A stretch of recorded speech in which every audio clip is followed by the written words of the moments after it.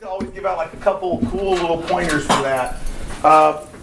One of the things that we have a problem with is that we like to build walls. It's like, especially in America, we like to dig really big walls, I guess. And we're going to make them higher, make other people pay for them or something, okay? I'll try to get political. Exactly, it's the best. They're huge, I'm telling you.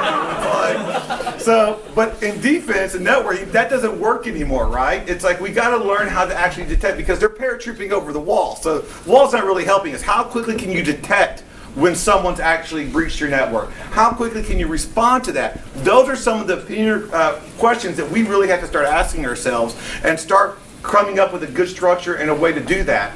And so some of the things that I like to do are evil canaries. And I stole a lot of this from Mubix's talk that he gave a while back, so I like to give full credit to where it's due. But some of one of the main ones that I saw was everybody should create a domain admin account on their domain controller. Because when you're breaking into places, what is the first thing you're going to go after? DC, the domain controller, right? Because what do you want? You want root, you want super user, you want domain admin. No one goes in and stuff, so they can compromise the mailroom guy, right? Because that's not fun. You want to go after the domain admin. So create a domain admin account for them. And create it like this. Make it domain _ ADM _ TMP. Create that account.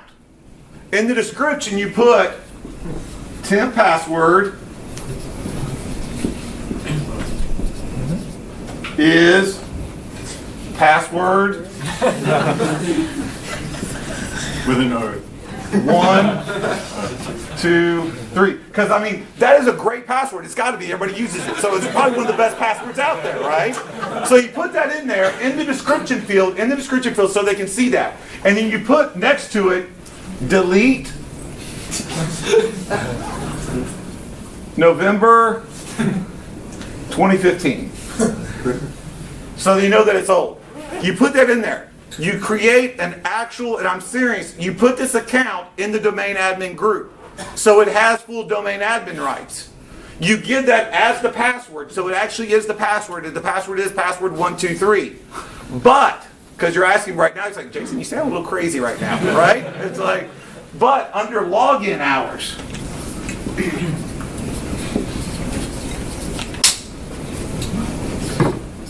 zero. Login hours equals 0. So that means no matter how many times they try, the account doesn't lock out because they're using the correct password, but it's not letting them log into the box. What it is doing, if you set up logging properly, it is sending an email to everyone on your network security team that someone is trying to use this account that should not ever be used. You just now have a 0 false positive breach notification. That someone is in your network. It may be an employee, it may be an attacker, it is someone that is trying to do malfeasance and stuff, something bad on your network, and you can detect that. That is a good indicator of a possible breach attempt, right there. How much money did that cost you? 0. No blinky boxes were involved in making this happen. It's just the time and effort to put that in there. Another thing that you can do is 1x1 pixel GIF. I love these guys. Put a 1x1 point. You know how big a 1.1 pixel? Smaller than this. Okay? It's like, trust me, it is. It's like really. And you put that GIF. You've got a web page with a whole bunch of stuff here, and a whole bunch of stuff here. You put it right here. Right? Who's clicking on that 1.1 pixel GIF? Nobody. No human is going. And if they are, they've got other problems, okay, besides okay? But there should be no human going around just going, hey, there is one. No one's doing that, okay? Well, I did it once, but that was for an engagement. It's okay, don't judge me. But see, usually that's not happening. What is doing that? It's robots, it's scrapers, it's also attack tools that are trying to scrape the website for a possible phishing attack on your website. So it's, once again, it's someone trying to do something probably malicious to your website. And what happens is when they click on that, it goes to a link. This is the key part. Because they're not supposed to be able to click on it. It's like if they click on it and it goes to, with that link, it clicks onto a page that no one can get to except for by that pixel GIF. And as soon as someone hits that page, what happens? It sends an email with the user agent, the IP address, and the website and the browser that it was being used on. You got all that information to show you an indicator someone was trying to do something bad on your network. It's like $0, no blinky boxes involved, and you've got an actual zero false positive attack. It's like, another thing is user agent strings. Does everybody know what user agent strings are? Yes. Yes. Do you know how many user agent strings I come across going onto my website, trying to scan my website, that is titled OpenVAS? Seriously. This guy, great movie, should not be on your website. Okay? You should not see Nikto on your website. If you see Nikto on your website, you're going to have a bad day. Someone is trying to do something. It's like, so those are indicators. You can do a user agent referral string, like the robots.txt that says, if this user agent string comes, deny access to the site. And you're thinking, yeah, but Jayson, you can change the user agent strings. Do you know how long it was that people still had the password for Kali Linux, Backtrack Linux? You know what the password is, right? User ID is root, password is TOR. There was a guy at a CTF once that all he did was SSH into people's boxes that were hacking and doing the red teaming, and he RM'd them because he could SSH it because no one changed their password from Tor. It's like Kali Linux now has the install where you have to change the password. And that's sad when you think about it. I say they shouldn't have done that. They should just make people learn the hard way and stuff, If you're going to make an install, make it yourself. It's like, so you think, it's like, well, Jayson, people do that. Maybe advanced attackers will do that. 99% of the people that you're facing are leaving all the default configurations. Okay? Because they're not hackers, they're not attackers, there's criminals that are using hacker tools, and all they know are how to push buttons and stuff, and do the things that they were told on the YouTube video to do. Okay? And no one on the YouTube video tells them to change the user agent string, so no one's going to do it. So those are the people you're trying to stop. It doesn't stop everybody, but it gives you great false positive indicators that someone's bad is going after your network. There we go. I showed a little bit of red team, showed a little bit of blue team. Now let's ask some questions. Oh, and by the way, there's another cool thing. If you don't ask a question, the point is where I go randomly and I pick one of you, and then you're on the spot to ask a question. So trust me, either way, there's 9 questions going to be asked. Yes? So during the red teaming, have you encoded actual resistance during the engagement? First of all, do you want a shirt or a pin? Shirt. Okay, there you go. See? First question, first pick. Every time I have a deliberate zero catch rate where it's like the only time I've got caught is when I try to get caught. It's like no, it's not. See, one of the biggest mistakes people mistake that for skill. Okay, trust me, it's not because I'm such leap super ninja. It's just it's so easy. Okay, it's not skill. It's like literally some of these times I was at a bank branch one time, and I literally was trying to get caught because what I don't do is red team. I don't do the red teams. I will get to you. It's like I don't do the red teams, and then I'll get to you. It's like so I don't do regular red team engagements because red team engagements are like I'm going to break everything and I'm going to write a report, and then the users get a memo 3 months later that they did something wrong. How does that help anybody? So I do usually about 3-day engagement where I spend the 2 days destroying you. I will be the worst possible thing to you that happened to you in the worst possible way at the worst possible time. I'm great at parties. It's awesome. So it's like, so I do that. But on the 3rd day, I get caught. The 3rd day, I spend the whole time trying to get caught, trying to create a teachable moment for those employees to give them things that they should look up to and try to do. And I was actually trying to get caught on this one engagement, this branch, and the guy wasn't stopping me. I'm literally behind the bank branch, behind the desk, and I'm just sitting around, and I'm like, no one's catching me. And I see this computer, it's a server, it's actually doing bank business at the time. And I'm like, Alita, what's the user ID and password for this machine? The guy tells me, the user ID is the same as the password. Awesome. It was also the same name of the machine, so that was sort of sad. So I log in. I do a safe shutdown of that server.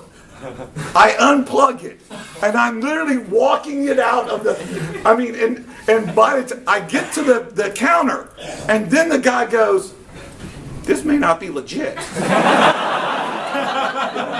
I think I should ask him what he's doing. And so the guy comes up to me and he says, "Excuse me, what are you doing?" And I literally know that I could have come up with 5 different things involving TCP/IP reset problems, and I would have walked out the door. But as soon as he said, it's like, "What are you doing?" It's like, "Oh, you got me, darn. You're good. I didn't know how you figured that out. I was a bad guy." But yeah, I'm a bad guy. You were very good. What's your name? We're going to put you on the report that you caught me. Very good. And he's like, "Good. Yeah, you did a great job." It's like, so it's very hard to get caught on these situations. It's like, on a regular thing, I've broken into banks in Jordan, Jamaica, Lebanon, Cyprus, the U.S. It's like never gotten caught. It's like in the U.S. I signed in using a fake name that had, because I have fake IDs, but I didn't use any of the names that I have on my fake IDs. I used a company's name that doesn't exist and a phone number that Lord knows where it went into, but I signed the register all properly and I got full access to everything. So it was just that easy because it is human nature not to train for those things. It's like if I would have gone in there with a ski mask and a shotgun, it would have been a lot worse situation, okay? Because we train people how to do that. We don't train them how to deal with the geeks with the USB drives. We train them how to deal with, jerks with shotguns and ski masks. Next question. So I've heard again and again from people that the best way to penetrate a facility is to walk in with a clipboard, look like you belong, murmur things to yourself, look for take notes and such.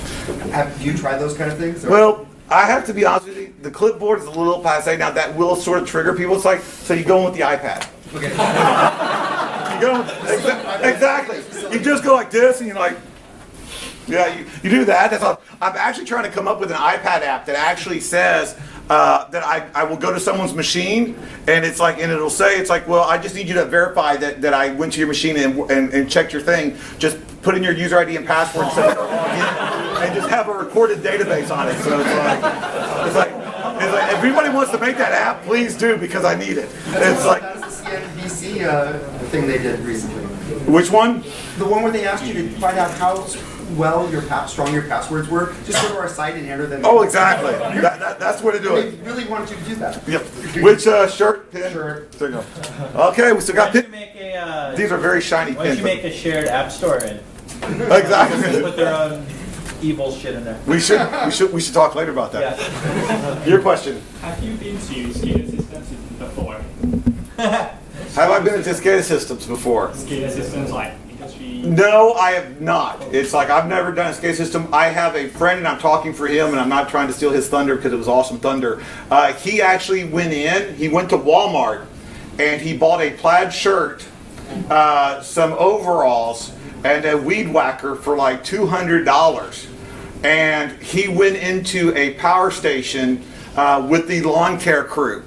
It's like in a pickup truck. It's like, and no one said anything. It's like, and he actually worked for about an hour doing the landscaping. And then he had full access to the power station. He showed me, he had full access to the power station. He could have taken out power for at least 4 different states. It's like, and it cost him like less than $300 at Walmart. It's like, so. And no weed whacking. Yeah, you have to put some effort into it. Sometimes it takes work. You got the, which one? No shirt. No shirt, see? It's like, oh, you're so close. You are. Which one do you want? There you go, okay. So, who's got the next question? Yes. For your one-by-one GIF trick, isn't it's not a question, but rather you should probably put the link into robot.txt bots. If not, you get triggered by all the legit bots because they're trying to script that. Yeah, there is, and the one that we do, we actually do have a field. Once you go and you see that, you can say, okay, ignore or benign and stuff, because yeah, you do get a lot of the Google bots, you get Baidu, you get a lot of those searches, but then you just, you can exclude those, and you start eventually getting to the ones that you're saying, oh, it's like, Nikto shouldn't be here, what's it doing? Because legit robots will actually respect robot.txt, well, obviously evil hackers would not. Yeah, exactly. Which one do you want? Thank you. Okay, who's got the next question? We're running out of pins. Those seems like the ones that everybody's going for. Any other questions? All the ones that are left over I get to keep. I don't share very well, so it's like you got to get a question if you want it. Because Yeah. you do a lot of red teaming to teach people how to protect themselves, right? Right. So these days when people hear the word hacker, they think that it's just because of the media. So have you ever been like misunderstood for you're trying to protect them, but then they think that you're doing something bad? That is a very good question. My whole thoughts on hackers is like, and its naming convention is, I actually have a whole hour. My DEFCON 22 talk was one of the best talks I ever gave about, and it was on that subject, about what hacking and perceives. Like, anybody thinks that hackers is a bad word? Does anybody here think that being a hacker is something criminal? It's like, the way I look at it is, a criminal who uses a gun to commit a crime, is he a gunsmith? Is he a, what we have a Second Amendment right aficionado in the States? Does that make him that? No, he's a criminal who's using the gun to commit the crime. There are no criminal hackers. There are no hackers and stuff, that are like criminal hackers. There are hackers who are criminals, but there's no criminal hacking. It's like there are criminals who use the tools and the means of hacking to commit crimes, just like they would use a gun. It's like, because using computers are efficient. Using the tools and techniques that a hacker has created is efficient to commit crime. There is no white hat and black hat, all due regards to the gray hat, sorry. It's like, but there is no, if a banker is caught embezzling money from his bank or doing wire money laundering, is he a black hat banker? Is he a black hat banker now, and then you got the white hat bankers that are the guys that are giving you a loan for your house? No. No, there's the black hat maker. No, it's a false argument to even designate by hat. I don't have a hat. I'm a hacker. I'm a hacker just like Tesla was a hacker. Leonardo da Vinci was a hacker. Grace Hopper was a hacker. Sun Tzu was a hacker. Just like someone who thought outside the box and said, this is all that I've been told that it's supposed to do, but you know what? Screw that. I want to try to see if it'll do this. That's hacking. That's being a creator, being an artist. That's what we were called 40 years ago until the media decided to change it. Does everybody know about the McDonald's hot coffee lady? Yes. Okay. Do y'all believe that story? Was that outrageous that she sued and got all that money from them? She got just what happened to us. She got third-degree burns that required skin grafts on 15% of her body because McDonald's had the temperature of the coffee at 185 to 195 degrees Fahrenheit. That's how they were doing it. She was one of dozens upon dozens of people who were admitted to the emergency room because of those burns from that coffee. But the press changed the story. They changed the story of her and made her a joke and make her someone to be despised. And we laugh at her now. But trust me, the McDonald's coffee lady is us. We've allowed the media to use that because we like to be the hackers, the mysterious ones, Because let's face it, I was never cool in high school, okay? I was never cool in middle school, okay? I was never cool, okay? It's like, that still hasn't happened yet. One day, maybe, okay? It's like, so I like it. It's like, we like that mystique, we like being that, ooh, I'm that mysterious hacker and stuff, and I'm like, not going to tell anybody what I'm doing because I'm hacking. It's just hacking. Don't worry about it, stuff, I've got a command prompt up in green font. I don't know what it's doing, but it looks cool, okay? No one's going to know it's a Matrix screensaver, okay? I'm fine. And then guess what? We get surprised when we get arrested. And we get surprised when they give us criminal sentences that are more than murderers and manslaughter. Because what people don't understand, they fear. And what they fear, they try to destroy. So good luck with that mysterious image. You should be doing the opposite. You should be communicating to the people in your community, telling them what you do and how to protect themselves and how security works and how hacking really works. Because if you're not going to be that voice, don't be surprised when your voice is gone. So that's what it is to be a hacker. It's like to change that message. And that's the reason why DEFCON groups is so important. DEFCON groups is not, yes, there's a DEFCON. But Jayson, how do you really feel? Exactly. Sorry, I get into rant mode when we talk about that. So it's like, so that's what DEFCON groups is about. It's about trying to reach out to the community, not just reach out to other hackers in other parts of the world, but also to be a positive impact on your community as well. It's like, because that's what, if no one else is going to change it, then why can't it be hackers to change it? We're supposed to be making things better. That's part of what we do. It's like, and if you don't think that's what we do, then you don't really understand where we came from. And you need to learn about that a little bit more as well. So that's my thought on that. And I still got some more pins, and I got more rand in me, buddy. I'm actually really trying to cut myself down here. So one thing I would observe here. You're not getting an extra pin, No, by no, the way. no, no. Sometimes, because we do it in such a way when we reveal it, that we embarrass people and we cause them to lose face. Right. If that is when they come after us. Yeah, Yeah, that's the reason why I do my engagements. I always end it on a win. I always Right. give the client a win because you can't just show them how it's broken. We can't just say, I mean, I despise people that love to just go in and just go, well, bam, boom, done. That was insecure.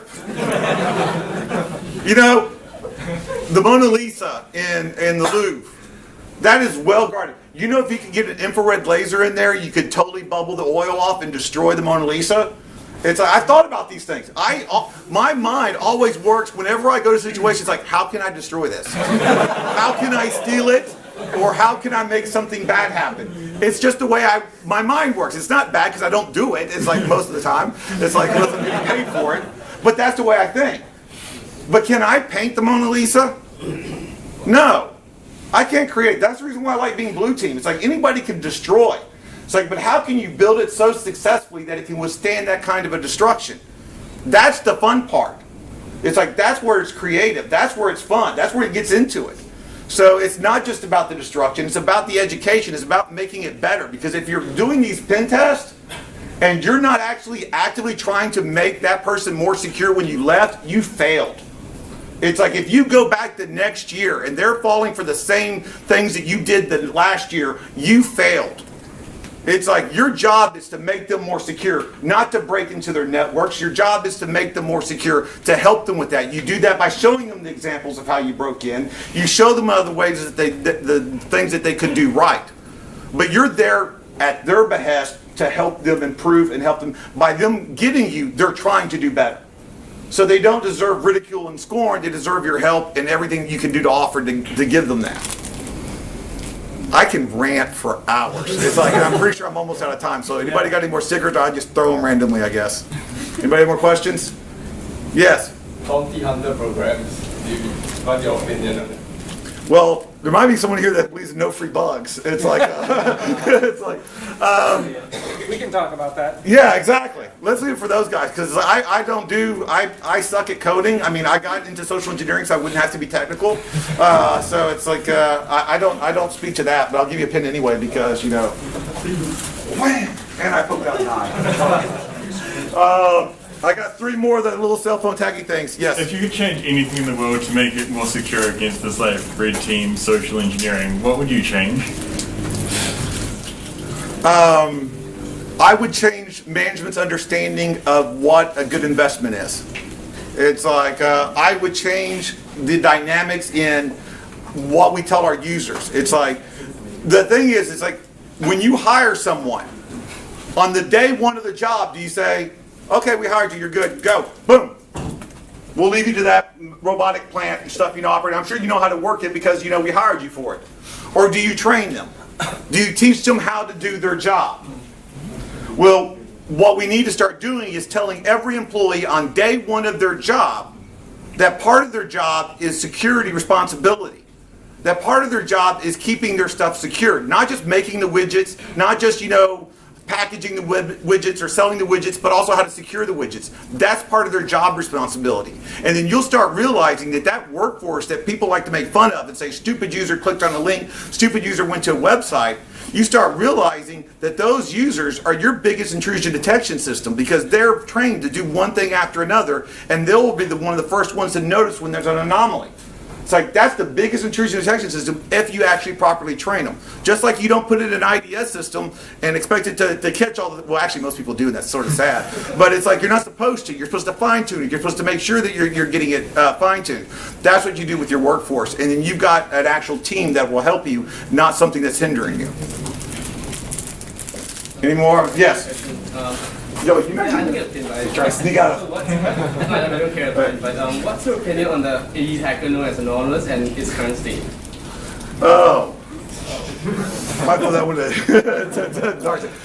anonymous is, Oh, that's a can of worms. yeah, it's like, I mean, I think when you can say you're anonymous, it's like you're anonymous. But does that really mean that you're speaking for everybody?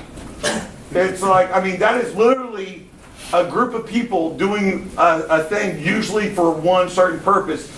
And I've seen some good things anonymous has done and some bad things. They're never the same people. So yeah, so the ideal of having a collective that can do good is great. And that's one of the reasons why I'm starting DEFCON groups. It's like, well, not starting, but I'm starting trying to get more activity in it. It's because that is what we'd like to start seeing. But having this faceless organization where anybody can say, oh, I'm anonymous and stuff, you know, it's like, and I say that, you know, we're going to attack everybody that wears plaid shirts, because why are we wearing plaid shirts in this day and age? Not to pick on anybody wearing plaid shirts, because that would be bad. It's like the guy's like, he's not talking about me. No, it's like, that would be wrong. It's like, so you can't do that, because that's what, it's so easy to hijack a movement like that, because there is no unity and stuff. I see the other guy wearing the plaid shirt. I'm not just picking on one person. It's like, so you got that. So anonymous is not the be-all, end-all of anything. It's a movement of a whole bunch of people that think they can do something, some who actually mean that, and some just want to watch the world burn. It's like the problem is everybody gets equal airtime. There are many people in Anonymous who just want to destroy it. Well, yeah, well, who makes it anonymous and stuff? You know, so I put the little anonymous mask on mine just to be funny. It's like, you know, and it scares the TSA people, and I like to scare the TSA people because I think they're idiots. But are we done? Or are they gonna drag me off the freaking? Huh? You're done. Move to the Q&A, the next segment. Okay, there. This is no. Now this is the real Q&A with Jeff. So it's like, there you go. It's like, so I'll even let these two guys come up. No, So. you're up here too. Oh, okay.